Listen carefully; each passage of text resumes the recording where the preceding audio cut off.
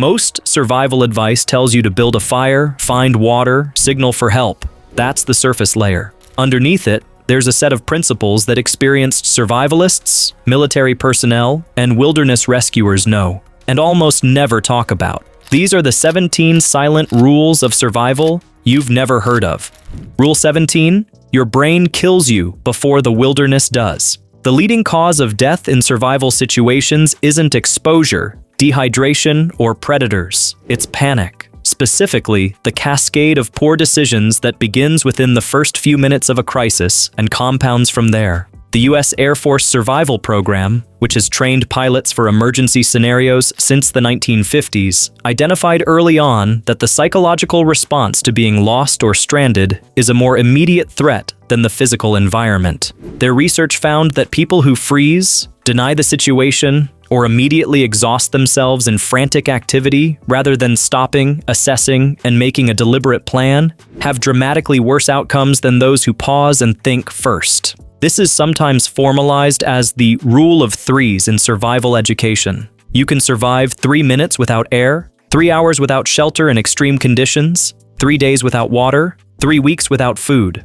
But the unofficial first rule, the one that comes before all of these, is that you have to be mentally functional to act on any of them. Panic degrades decision-making faster than cold, heat, or thirst. The behavioral response to acute stress is well documented in emergency medicine literature. The sympathetic nervous system floods the body with adrenaline, which narrows attention to immediate threats and suppresses the prefrontal cortex, the part of the brain responsible for planning, reasoning, and impulse control. In practical terms, a panicking person will sprint in a random direction, exhaust their water supply in an hour, or build a shelter in the wrong location because they didn't stop to observe the terrain. The single most effective survival action in the first 10 minutes of an emergency is to sit down and do nothing. Let the initial adrenaline response subside. Take inventory. Look around. Then move with purpose.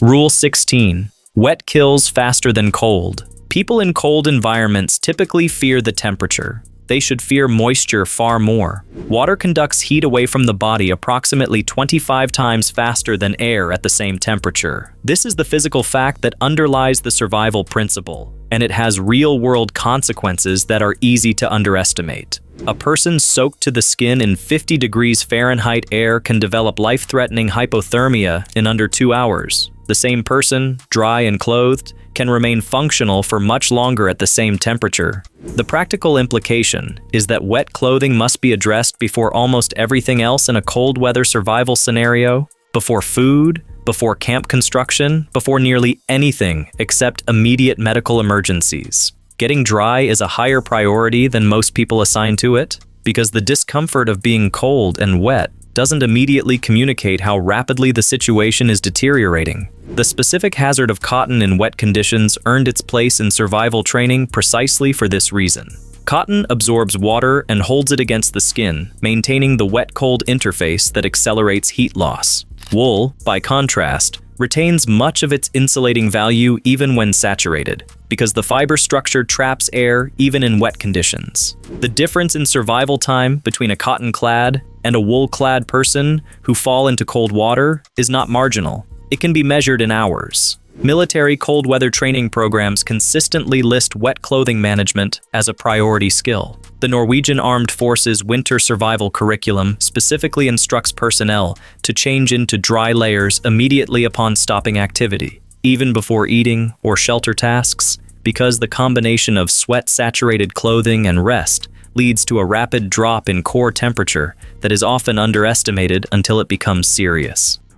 Rule 15. The direction you travel matters more than how fast you travel. When lost, the instinct is to move, quickly, in what feels like the right direction, covering ground before the situation gets worse. This instinct is responsible for a significant portion of wilderness fatalities. The search and rescue community has documented a consistent pattern in lost person behavior. People who move fast in the wrong direction end up farther from help, more exhausted, more dehydrated, and harder to find than those who stay put or move slowly and deliberately. The term for this in SAR, search and rescue work, is lost person behavior. and it has been studied extensively by researchers including Robert Koester, whose work on the subject is used in SAR training across North America and Europe. The statistical reality is that most rescue operations find survivors within a relatively short distance of where they were last known to be, provided the person didn't move substantially.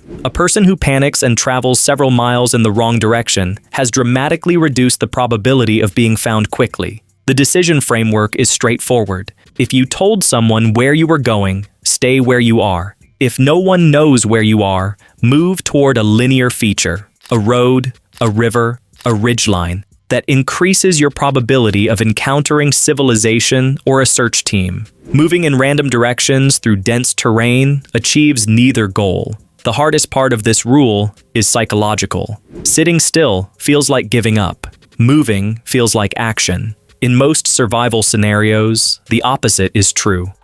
Rule 14. The sounds you make can save you, and the sounds you don't make can kill you. 3 whistle blasts is the universal distress signal in wilderness environments. This is taught in virtually every survival course, Boy Scout handbook, and outdoor safety guide. What's almost never taught alongside it is why it works and what undermines it.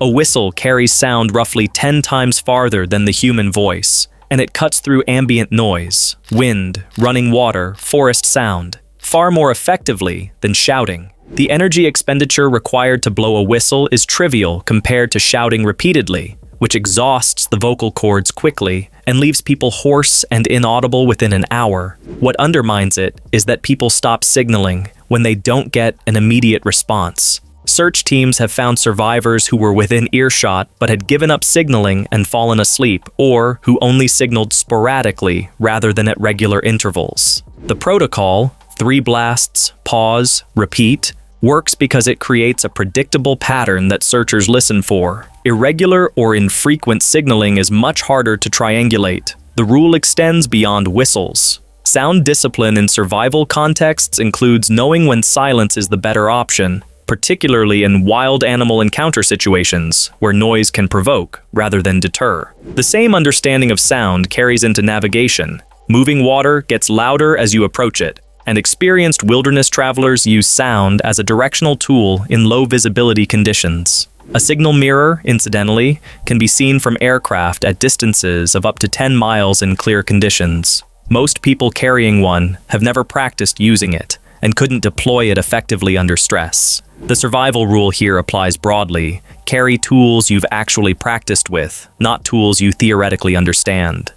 Rule 13. Fire is a tool, not a goal. In survival courses, fire starting gets an enormous amount of attention. Friction methods, spark-based ignition, bow drills, flint and steel. The focus is almost always on the how. The when and where and why get far less attention, and those decisions matter more than the technique. A fire built in the wrong location wastes energy, signals in the wrong direction, and can start a wildfire. A fire built too early, before shelter is established, creates warmth that encourages the survivalist to delay shelter construction, which can be fatal if the fire goes out overnight. A fire built in a wet environment requires twice the fuel and produces half the heat. The practical hierarchy is shelter first, then fire. But the survival community's obsession with fire-starting skills, which are genuinely useful and genuinely satisfying to master, has produced a generation of outdoor enthusiasts who can light a fire with a wet stick and a shoelace, but have never thought carefully about where to place it or how to maintain it through a cold night without waking up every 2 hours. Fire's primary survival values, in order: psychological, its effect on morale is one of the most powerful stabilizers in isolation research; thermal, warming the body and drying clothing; signal, smoke during daylight, light at night; and food preparation. A lower priority than most people assign it in short-term scenarios. The rule is simple. Fire is a means to specific ends, not an end in itself. Building a fire is not making camp. It's a task with a specific purpose, and that purpose should be clear before you strike the first spark. Rule 12. Every survival situation has a clock. Know which one is ticking. Different environmental threats operate on different timescales, and understanding which one is the most urgent determines the sequence of every decision you make. In extreme cold, core temperature can drop to dangerous levels within 2 to 3 hours of wet, wind, and inadequate shelter. In desert heat with no water, cognitive impairment begins within hours and incapacitation within a day. In an at-sea situation, the timeline depends entirely on water access. Without it, survival beyond 3 days is unlikely regardless of other factors. The mistake most people make is responding to the most emotionally salient threat rather than the most time-critical one. Hunger feels urgent. It produces discomfort, distraction, and anxiety. But a healthy adult can function without food for 3 weeks. Dehydration feels less dramatic than hunger in its early stages, but it impairs decision-making at 2% body mass loss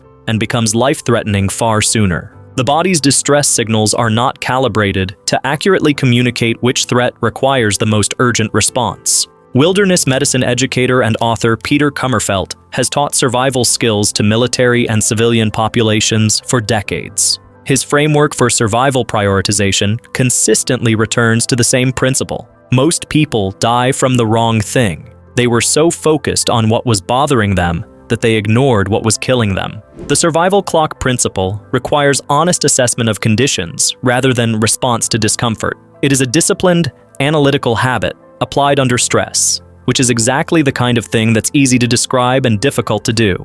Rule 11. Navigation without instruments is a skill, not a trick. There's a category of survival content that presents natural navigation as a collection of tricks. Moss grows on the north side of trees, stars point north, ant hills point toward the sun. Most of these are either partially true, highly context-dependent, or unreliable enough to be dangerous if used without understanding their limitations. Moss grows on the shadiest side of a surface, which in the northern hemisphere tends to be north but varies significantly with local terrain, tree species, and moisture conditions. Using it as a directional indicator without understanding those limitations produces errors that accumulate over distance. The reliable natural navigation methods are fewer and require actual practice. Solar direction, using the sun's arc across the sky relative to the time of day, works consistently in the northern hemisphere. The shadow stick method, which tracks the movement of a shadow over 15 to 20 minutes and uses it to establish an east-west line,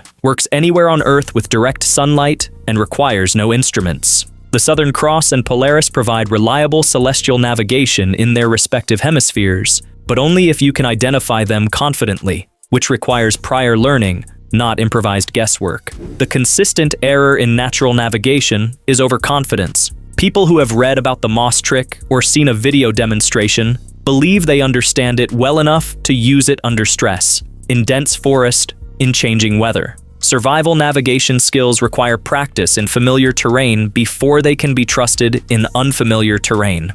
Rule 10. Your first shelter should be small. The instinct when building emergency shelter is to make it habitable, large enough to move around in, tall enough to sit upright, organized enough to feel like a camp. This instinct consistently produces shelters that are too large to retain body heat and too time-consuming to build well. Emergency shelters work by trapping radiated body heat in a small airspace. A shelter the size of a sleeping bag, barely large enough to crawl into and turn over, can be warmed significantly by a single person's body heat overnight. A shelter large enough for 2 people to sit up and eat a meal requires roughly 3 times the insulating material and produces far less warmth per unit of body heat input. The debris hut, a traditional emergency shelter built from leaves, branches, and forest debris, has been validated through multiple wilderness survival programs as one of the most effective improvised shelters for temperate forest environments. Its critical specifications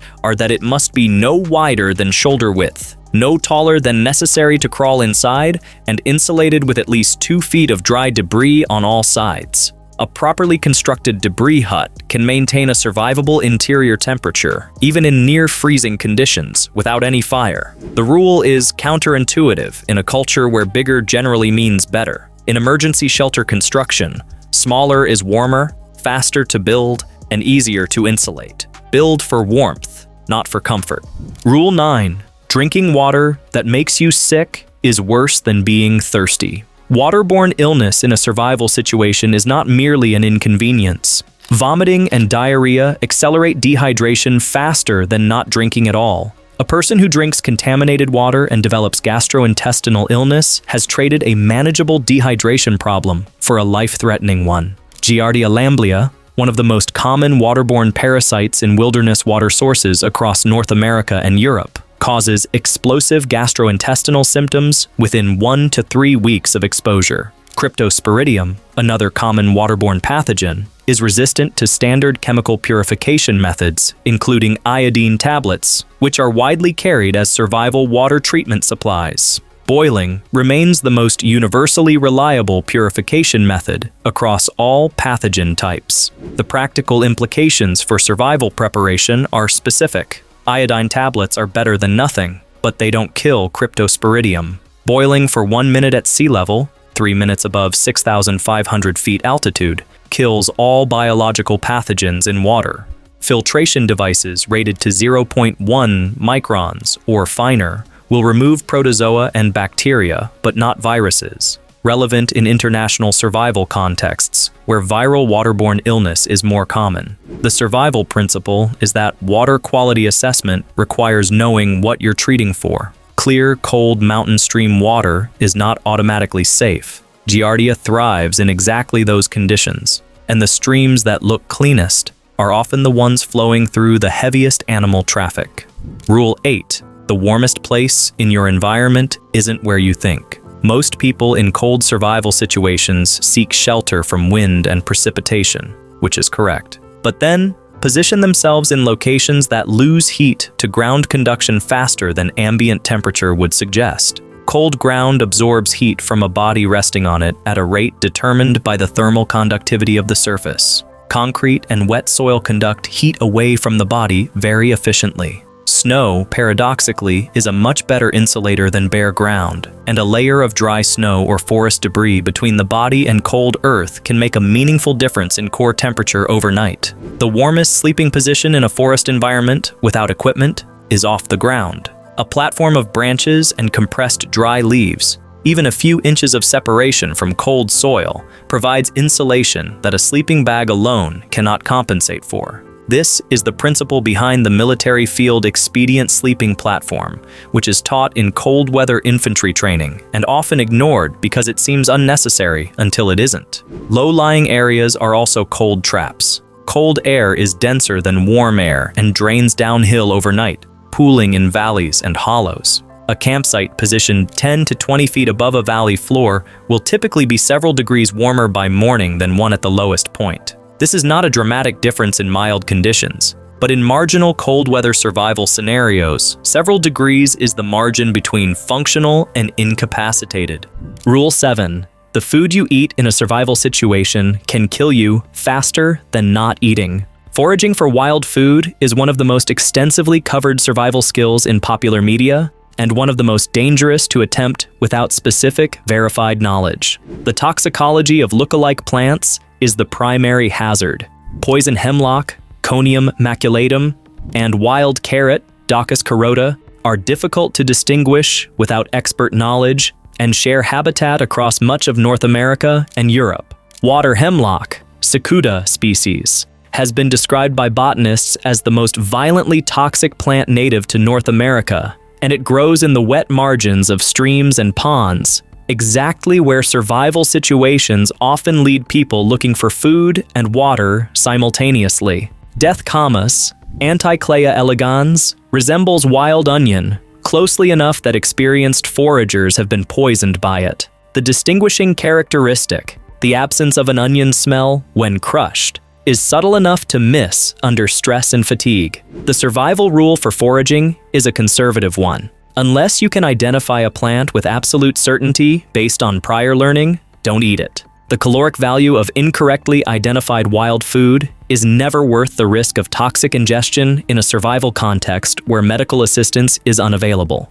Insects, by contrast, are a relatively safe protein source in most environments. Most insect species are edible, and toxicity is rare. Avoiding brightly colored insects, many of which signal chemical defense, and avoiding insects that sting or bite is a reasonable general guideline. Grasshoppers, grubs, and beetle larvae have been consumed across cultures for millennia, and represent a far safer caloric source than improvised plant foraging. The broader principle is that in short-term survival scenarios, under 3 weeks, food is rarely the most urgent concern. The psychological discomfort of hunger tends to drive food-seeking behavior that introduces risk disproportionate to the actual caloric need. Rule 6. Being found is a skill. Search and rescue operations have specific, documented methods for locating missing persons. Understanding how they work and positioning yourself and your signals to be found by them is a survival skill that almost no one learns before they need it. Aircraft search patterns typically cover corridors of terrain in parallel sweeps, at altitudes where visual detection is possible for objects approximately 2 feet or larger. This means that a person lying still in forest is nearly invisible from the air, while the same person in an open clearing with a signal fire or reflective surface is detectable from several miles away. Ground search teams work outward from the last known position using probability-weighted search areas based on terrain, time elapsed, and known travel patterns. A person who stays near their last known position, the point last seen in SAR terminology, is statistically far more likely to be found quickly than one who has traveled. The practical implications for self-rescue signaling are specific. Build fires in clearings, not under forest canopy. Use reflective materials on the highest visible ground. Lay out signals in geometric patterns. A large X or SOS, visible from the air. The International Ground-to-Air Signal Code is standardized. X means requires medical assistance, V means require assistance, arrow means traveling in this direction. John Lofty Wiseman, who served 26 years as Chief Survival Instructor for Britain's Special Air Service and authored the SAS Survival Handbook, described the signaling principle plainly. The best survivor is the one who makes the rescuer's job easy. Rule 5. Dehydration impairs judgment before it feels dangerous.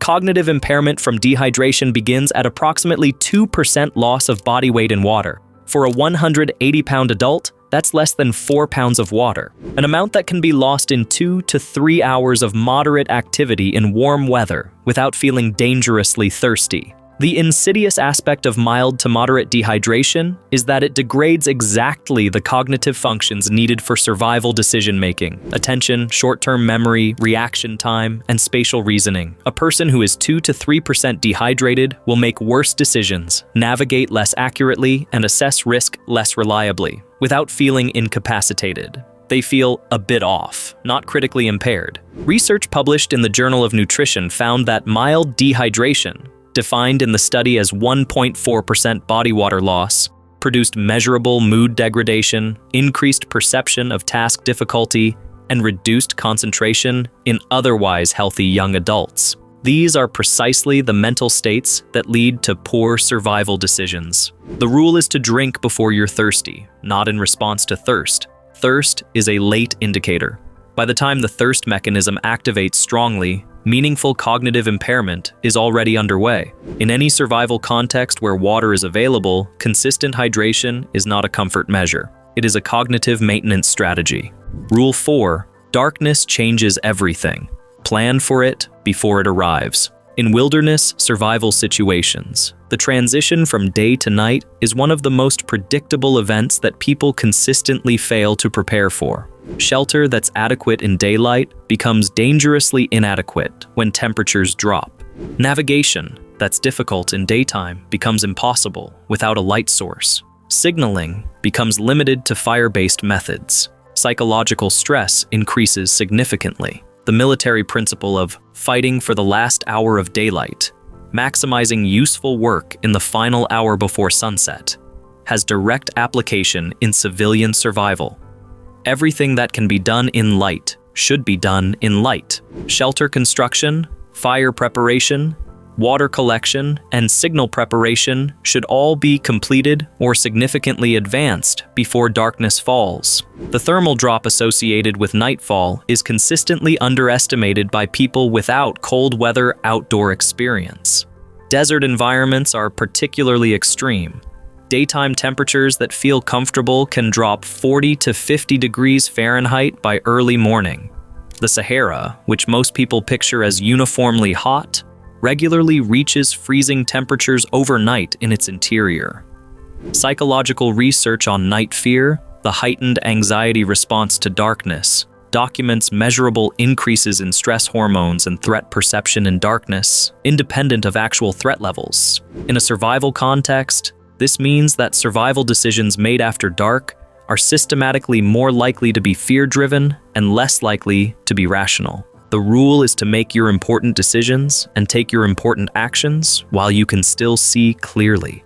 Rule 3. The rescuers won't know what you need unless you tell them. When rescue finally arrives, whether a search team, a passing vehicle, or a boat, the first priority is not expressing relief, not asking for food, and not immediately trying to move. The first priority is communication. Rescue personnel need to know what happened, how long the person has been exposed, whether there are injuries that are not immediately visible, whether other people are involved and where they might be, and what the person has and hasn't consumed. This matters because the medical management of a survival situation depends heavily on what the body has experienced. A person who has been lost for 3 days in cold conditions may be hypothermic without appearing so. Core temperature can remain dangerously low for hours after the person is warm enough to be ambulatory. A dehydrated person who drinks too much water too quickly can develop hyponatremia, dangerous dilution of blood sodium, which was historically a risk in rescue and rehydration scenarios.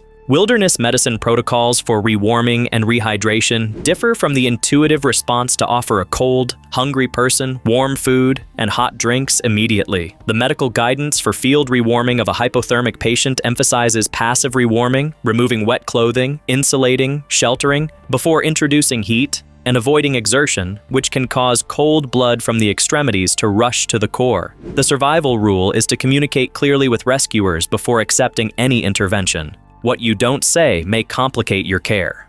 Rule 2. Preparation is a habit, not an event. Every survival situation that has been studied has a point, usually well before the crisis, at which a different decision would have changed the outcome dramatically. It's not always a dramatic decision. It's usually a small one. Telling someone the route, carrying a charged phone, checking the weather, putting on a base layer before the temperature dropped. The pattern that emerges from wilderness fatality investigation is consistent. People who die in survival situations were, almost without exception, not adequately prepared for the scenario they encountered. Not because they were reckless, but because preparation felt unnecessary until it wasn't. The survival community has a phrase for this: complacency kills. It's used so often that it's become almost meaningless, which is a shame because the principle underneath it is genuinely important. Complacency in outdoor and emergency contexts is not laziness. It's the normal human tendency to plan for average conditions rather than outlier ones.